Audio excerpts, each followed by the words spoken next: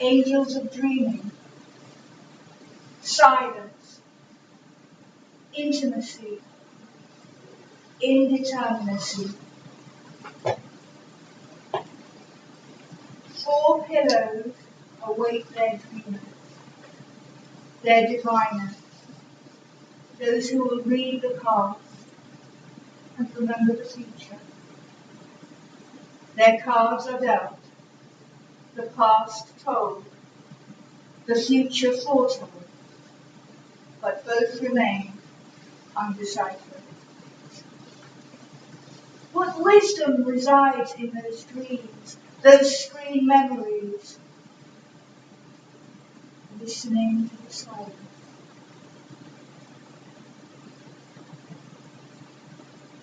Listening to the silence drowned out by the stories we tell to define our reality. Listen to the silence.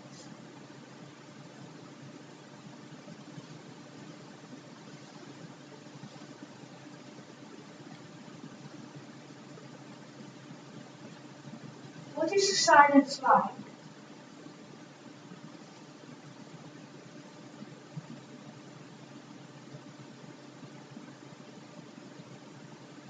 This silence that we are sharing now.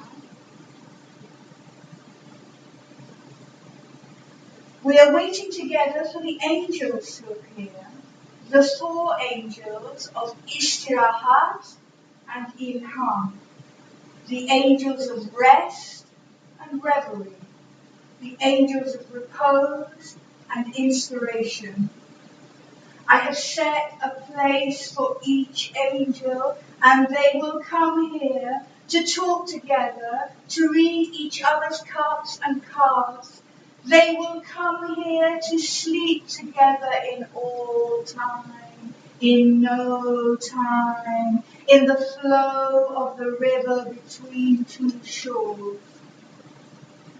The past in the present is what remains of the past. That which is lost is the absent moment, the becoming, unbecoming moment of how it might be otherwise. The past in the future. But there is always really only now, this present moment.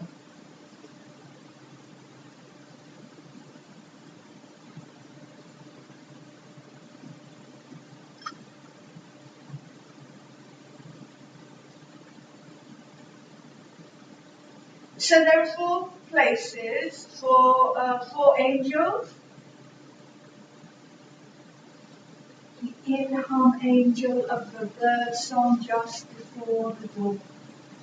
The first angel of Ilham, of inspiration, comes in the morning, in the moments just before the sunrise, when the sky suddenly floods with light. Or just before that, when the sky is still dark, but the birds burst out in chorus before the dawn, summoning rather than announcing the sun. When the birds start singing, that's when the first angel of Ilham arrives. Only the babies can see her clearly. The babies, the little fragrant ones who have not yet learnt to speak, and so can still understand everything, every syllable of the bird song. They can see the angel clearly. But she brushes all our cheeks and leaves shards of dreams for us to remember. All our cheeks, even the ones that cannot see her. If you listen carefully, you'll hear her soft footfall perhaps. The first angel comes when everyone in the house is sleeping, except for the babies.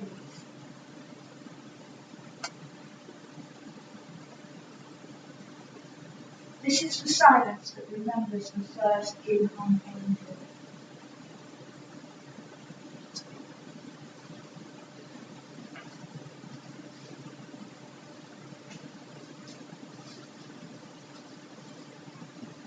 This is how the silence remembers that angel.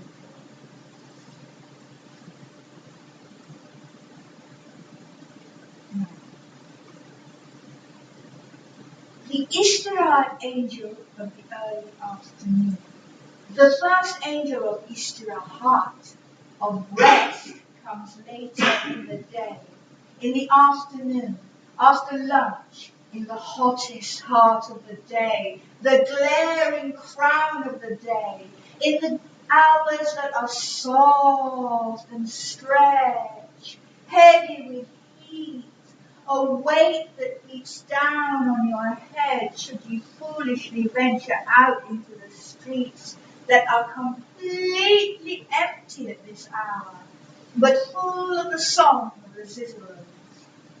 The second angel comes to usher the household to a light afternoon slumber. My grandmother would say, "İstirahat zamanı geldi." Everyone retreats to their darkened rooms. The shutters close against the sunlight, dancing, poking mischievous rays between the slats, taunting the children who cannot sleep, who don't see that angel at all. This is the angel that babies and old ones see most clearly. She is welcomed by the couples making love quietly, stealthily in the afternoon, timing their sighs to the susurration of the palm tree in the garden, so they won't pierce the sleepy silence the angel leaves behind her. The older ones lie alone, sleeping or remembering when there was a fountain in the garden, when the garden had an orchard too beyond it, and their reminiscence trickles with the fountain water down the deep dark well, flows through to a river of remembering, floating fast to a sea of memory. The house is silent, a silence full of sounds. A tap dripping, those zitherns. Some are waiting, some are dreaming. Others are wrapped in the intimacy of the afternoon. The first angel of Istirahat arrives between the blazing crown of the day and the gracious golden hour. My grandmother would hear her approach. My grandmother would say, "İstirahat zamanı geldi." The time has come for rest. When the lunch table conversation had subsided, in the lull after the clatter of crockery and cutlery being cleared away and the splashing flow of water washing up, "İstirahat zamanı geldi."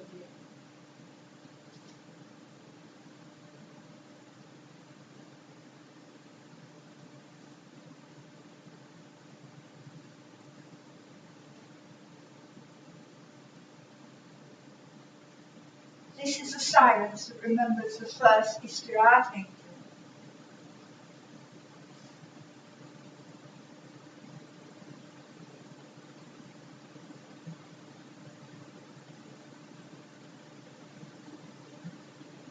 This is how the silence remembers that angel.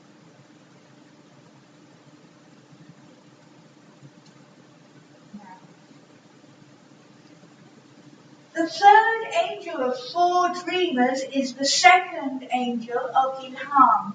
The second angel of Ilham arrives with the coffee after the afternoon nap. They greet each other. The first angel of Istirahat as she leaves, and the second angel of Ilham as she arrives.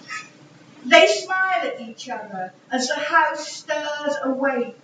When the kitchen noises of afternoon coffee begin, then Ilham will already have come and gone. She doesn't linger, but leaves her scent, and with it lots to think about, and perhaps the resolve to tackle it another way, or be at peace with the way things were.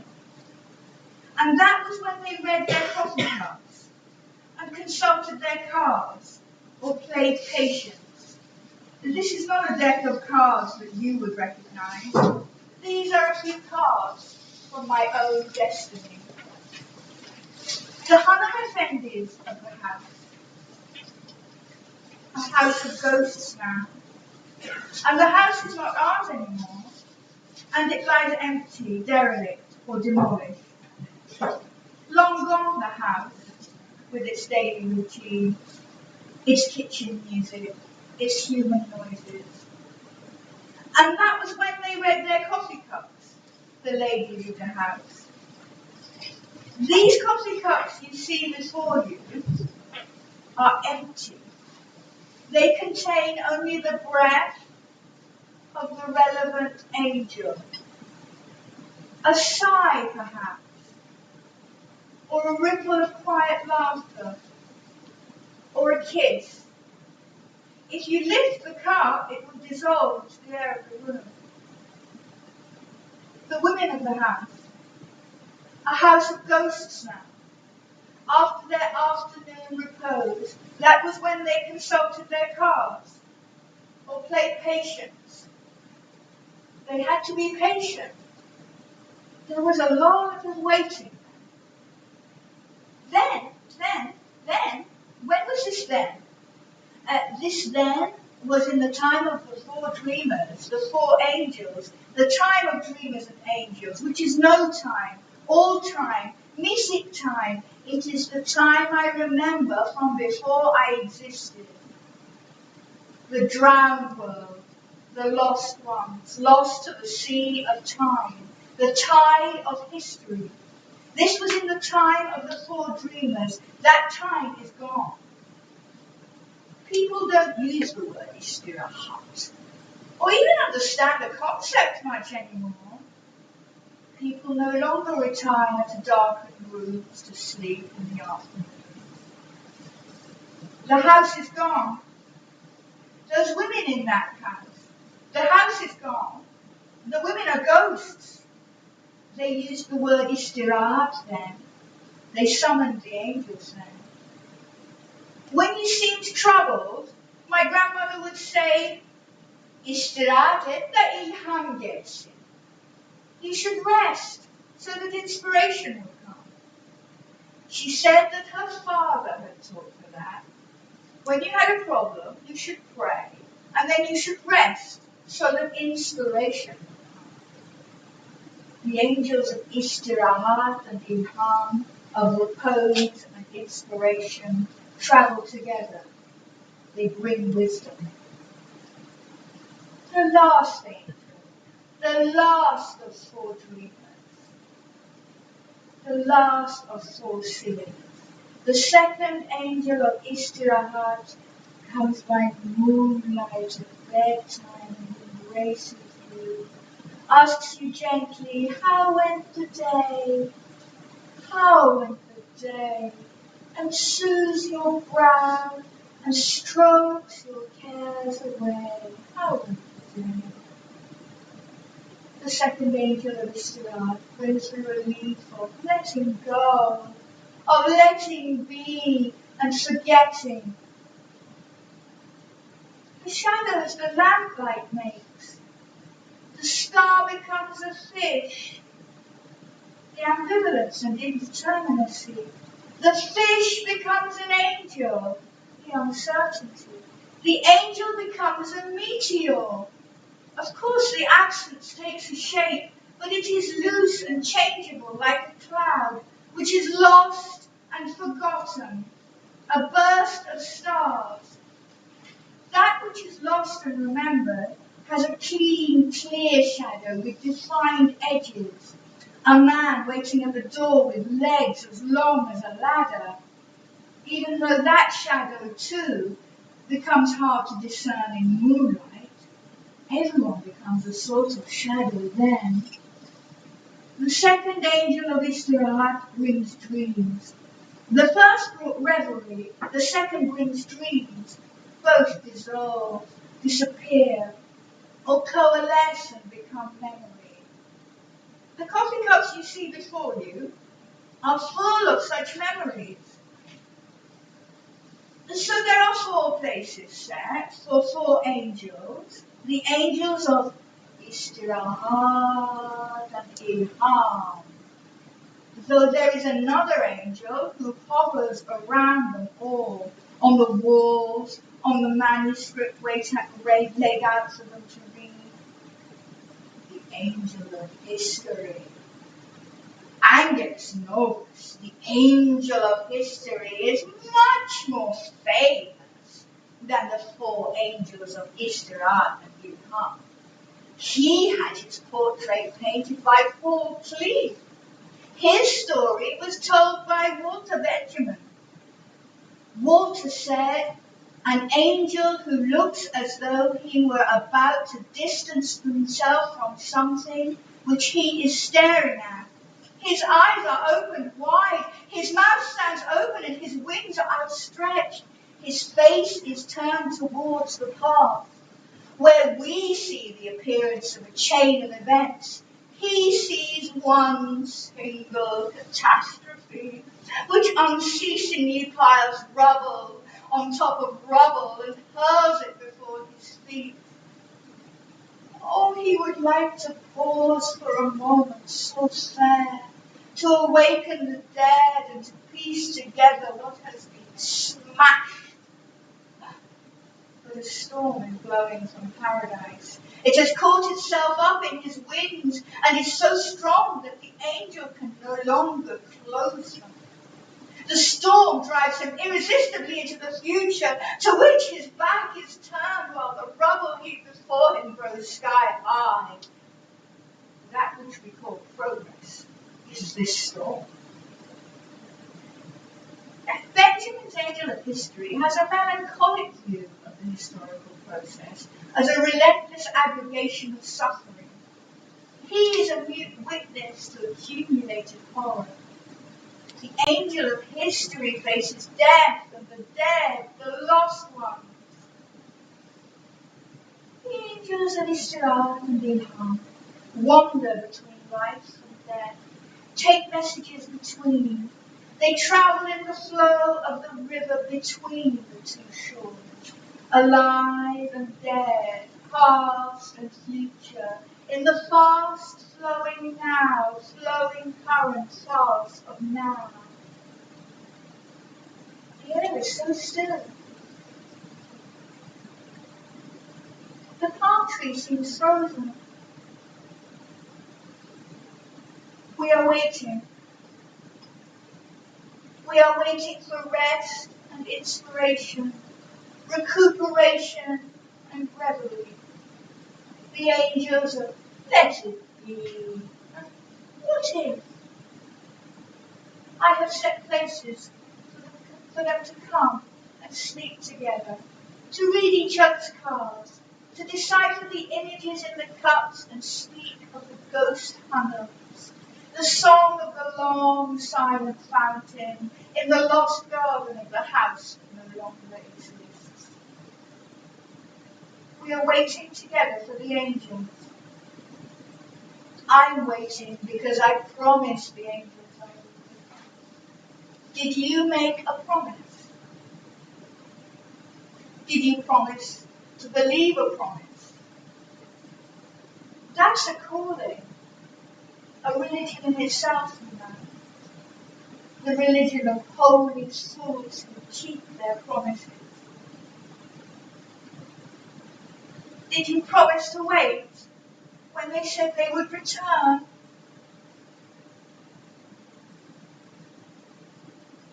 It feels like they've all gone.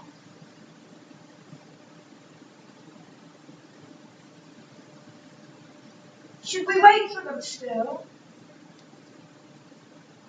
The ones who promised to return?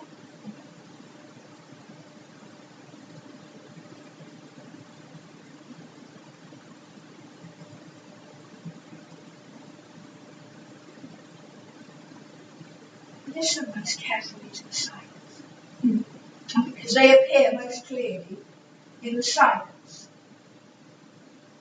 And each silence is unique, irreplaceable.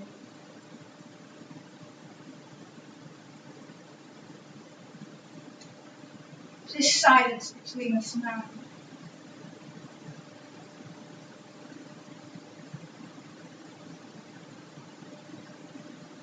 It's so precious.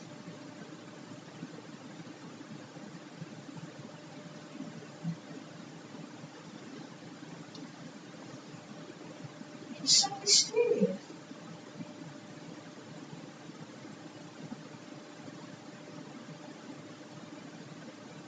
If we could contain it in words,